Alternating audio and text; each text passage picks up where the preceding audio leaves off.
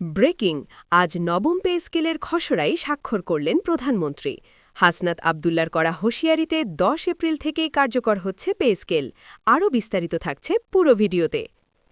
আসসালামু আলাইকুম প্রিয় চাকরিজীবী মহোদয়গণ, নবম পে স্কেলের সত্য আপডেট যদি সবার আগে পেতে চান তাহলে আমাদের এই চ্যানেলটি সাবস্ক্রাইব করে ভিডিওতে লাইক করে দিন। আজকের সবচেয়ে বড় এবং আলোচিত খবর, অবশেষে বহু প্রতীক্ষার পর নবম পে স্কেল নিয়ে চূড়ান্ত অগ্রগতি। বহু প্রতীক্ষিত নবম পে স্কেলের খসড়ায় আজ প্রধানমন্ত্রীর স্বাক্ষরের মধ্য দিয়ে একটি নতুন অধ্যায়ের সূচনা হল। দীর্ঘদিন ধরে চলা দাবি, আন্দোলন, আলোচনা এবং নানা পর্যায়ের বৈঠকের পর অবশেষে এই সিদ্ধান্ত বাস্তব রূপ পেল। বিশেষ করে বিভিন্ন সংগঠন ও কর্মচারী প্রতিনিধিদের ধারাবাহিক চাপ এবং হাসনাত আবদুল্লার কড়া হুঁশিয়ারির প্রেক্ষাপটে সরকার দ্রুত এই বিষয়ে সিদ্ধান্ত নিতে বাধ্য হয়েছে বলে মনে করছেন বিশ্লেষকরা। নতুন এই পে স্কেল কার্যকর হবার তারিখ নির্ধারণ করা হয়েছে ১০ এপ্রিল থেকে, অর্থাৎ আর খুব বেশি সময় নেই। মাত্র কয়েকদিনের মধ্যেই সরকারি চাকরিজীবীরা নতুন বেতন কাঠামোর সুবিধা পেতে শুরু করবেন।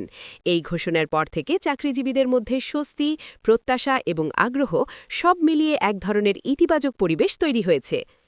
নবম পে স্কেলের সবচেয়ে বড় দিক হচ্ছে বেতন ও ভাতার কাঠামোয় বড় ধরনের পরিবর্তন আনা হয়েছে।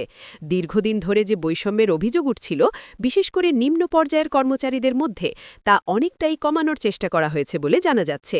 নতুন কাঠামোয় মূল বেতন বৃদ্ধি, বিভিন্ন ভাতার পুনর্বিন্যাস এবং ইনক্রিমেন্টের হার পুনর্নির্ধারণ করা হয়েছে। বিশেষজ্ঞদের মতে এই পে স্কেলের মাধ্যমে সরকার একদিকে যেমন কর্মচারীদের আর্থিক নিরাপত্তা নিশ্চিত করতে চাচ্ছে, অন্যদিকে প্রশাসনের দক্ষতা ও গতিশীলতাও বাড়াতে চায়। কারণ ভালো বেতন কাঠামো কর্মচারীদের কাজের প্রতি আগ্রহ বাড়ায় এবং দুর্নীতির প্রবণতা কমাতে সাহায্য করে। এদিকে হাসনাত আবদুল্লার ভূমিকা এই পুরো প্রক্রিয়ায় বিশেষভাবে আলোচিত হচ্ছে। তিনি শুরু থেকেই কঠোর অবস্থান নিয়ে সরকারের উপর চাপ সৃষ্টি করেন। তার দেয়া সময়সীমা এবং স্পষ্ট হুঁশিয়ারি পরিস্থিতিকে দ্রুত সিদ্ধান্তের দিকে নিয়ে যায়। ফলে অনেকেই বলছেন তার এই অবস্থানই মূলত সিদ্ধান্তকে ত্বরান্বিত করেছে। নতুন পে স্কেলে গ্রেড ভিত্তিক বেতন নির্ধারণে কিছু গুরুত্বপূর্ণ পরিবর্তন আনা হয়েছে। আগের তুলনায় গ্রেডগুলোর মধ্যে ব্যবধান কিছুটা কমানো হয়েছে, যাতে একই ধরনের দায়িত্ব পালনকারীদের মধ্যে অতিরিক্ত বৈষম্য না থাকে। পাশাপাশি পদোন্নতির ক্ষেত্রে আর্থিক সুবিধাও বাড়ানো হয়েছে বলে ধারণা করা হচ্ছে। পেনশন ও অবসর সুবিধার ক্ষেত্রেও ইতিবাচক পরিবর্তনের ইঙ্গিত পাওয়া যাচ্ছে।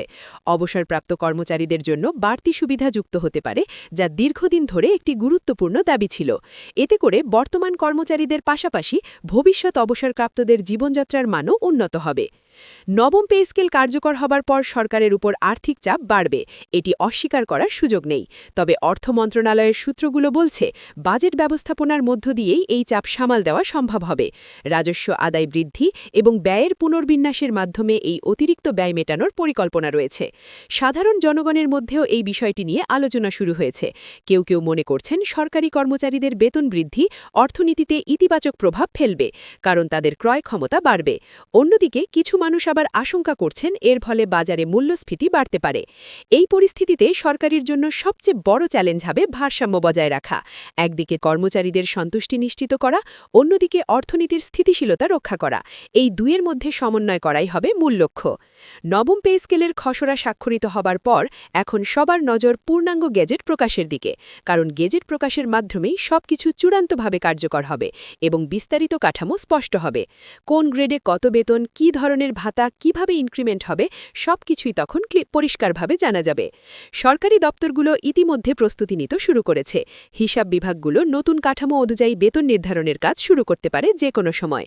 একই সাথে সফটওয়্যার ও প্রশাসনিক ব্যবস্থাপনাতেও কিছু পরিবর্তন আনতে হতে পারে। চাকরিজীবীদের মধ্যে এখন সবচেয়ে বেশি আলোচনা হচ্ছে কে কতটা সুবিধা পাবেন। বিশেষ করে নিম্ন ও মধ্যম পর্যায়ের কর্মচারীরা বেশি আশাবাদী। তারা আশা করছেন এই পে স্কেলের মাধ্যমে তাদের দীর্ঘদিনের বঞ্চনার অবসান ঘটবে। এই পুরো প্রক্রিয়াটি শুধু একটি বেতন কাঠামো পরিবর্তন নয়, বরং এটি একটি সামাজিক ও অর্থনৈতিক পরিবর্তনের অংশ হিসেবেও দেখা হচ্ছে, কারণ এর প্রভাব সরাসরি লক্ষাধিক পরিবারের উপর পড়বে। এখন অপেক্ষা শুধু ১০ এপ্রিলের, যেদিন থেকে বাস্তবিক অর্থেই এই পরিবর্তনের সুফল পাওয়া শুরু হবে। সরকার, কর্মচারী এবং সাধারণ জনগণ সবার চোখ এখন সেই দিনটির দিকে। সময়ের সাথে সাথে এই পে স্কেলের বাস্তবায়ন কতটা সফল হয় তা নির্ভর করবে সঠিক পরিকল্পনা, স্বচ্ছতা এবং কার্যকর ব্যবস্থাপনার প্রক্রিয়ার উপর।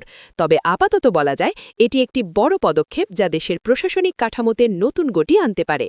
এই সিদ্ধান্তের মাধ্যমে সরকার একটি স্পষ্ট বার্তা দিয়েছে, দীর্ঘদিনের দাবি উপেক্ষা করা হবে না এবং প্রয়োজন হলে দ্রুত সিদ্ধান্ত নেওয়া সম্ভব। এখন দেখার বিষয় বাস্তবায়নের মাধ্যমে সেই প্রতিশ্রুতি কতটা পূরণ হয়।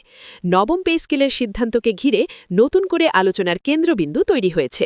সরকারি কর্মচারীদের মাঝে স্বস্তির পাশাপাশি বাড়ছে প্রত্যাশার চাপ। দীর্ঘদিনের দাবি পূরণের পথে এটি বড় একটি অগ্রগতি হিসেবে দেখা হচ্ছে। প্রত্যেক গ্রেডে বেতন কাঠামোর পরিবর্তন নিয়ে চলছে বিস্তারিত হিসাব নিকাশ। অনেকেই মনে করছেন এই পরিবর্তন জীবনযাত্রার মান উন্নয়নে গুরুত্বপূর্ণ ভূমিকা রাখবে।